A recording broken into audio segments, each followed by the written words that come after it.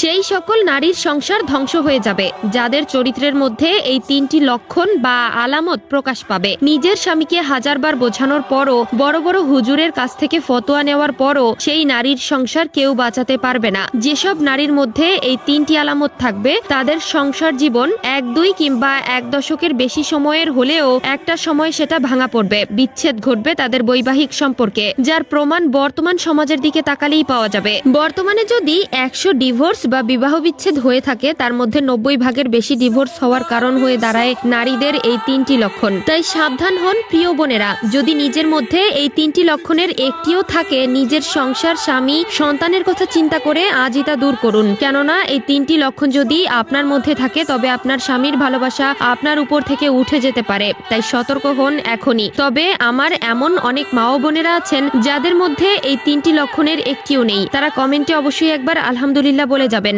যাতে করে আপনাদের দেখে ওই সকল মা ও বোনেরা নিজেদেরকে পরিবর্তন করার আশার আলো খুঁজে পায়। তো চলুন ভিডিওটা শুরু করা যাক। নারীদের ওই তিনটি লক্ষণের মধ্যে প্রথম লক্ষণটি হলো অতিরিক্ত জেদ। যে সকল নারীদের মধ্যে অতিরিক্ত জেদ আছে তাদের সংসার জীবনের সুখ উঠে যায়, কারণ অতিরিক্ত জেদের বশে নারীরা নিজের স্বামীর সম্মান করতে ভুলে যায়, নিজেদের কোনো কিছু পছন্দ হলে সেটা নিতেই হবে এমন জেদ ধরে বসে যায়। এগুলোর মধ্যে আপনারা একটি সমীকরণ দেখলেই বুঝতে পারবেন আজ থেকে 30 কিংবা 40 বছর আগে বিবাহ বিচ্ছেদের ঘটনা খুব একটা ঘটেছে বলে শুনতে পাবেন না, কারণ তখনকার মায়েরা নিজেদের স্বামীর কথা অবজ্ঞা করতেন না। তাদের কাছে স্বামীর হুকুম ছিল বড় হুকুম, স্বামীর কথার বাইরে তারা একটি কথাও বলতেন না, ফলে তাদের স্বামীরা তাদের উপর সন্তুষ্ট থাকত। কিন্তু বর্তমানে যে সকল জেদি নারীরা আছে তাদের প্রত্যেকের স্বামী তাদের উপর অসন্তুষ্ট, এবং দিন শেষে দেখা যায় এই অসন্তুষ্টতার কারণেই সেই নারীর জীবনে বিবাহ বিচ্ছেদ নামক শব্দটি যুক্ত হয়ে যায়। এছাড়াও দ্বিতীয় নম্বরে রয়েছে যে লক্ষণটি, সেটি হলো স্বামীর সাথে তর্কে জড়ানো।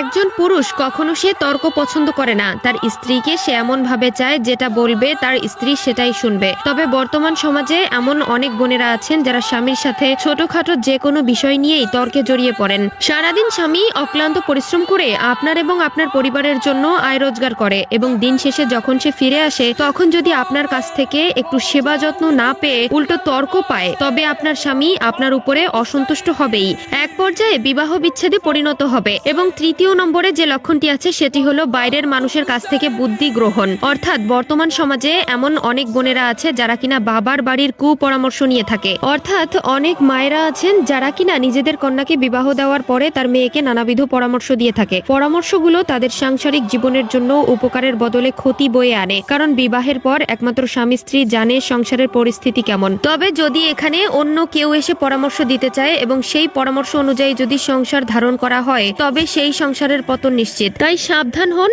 এখনই। সুখে শান্তিতে সংসার করতে চাইলে এই তিনটি অভ্যাস এখন থেকেই বাদ দিয়ে দিন।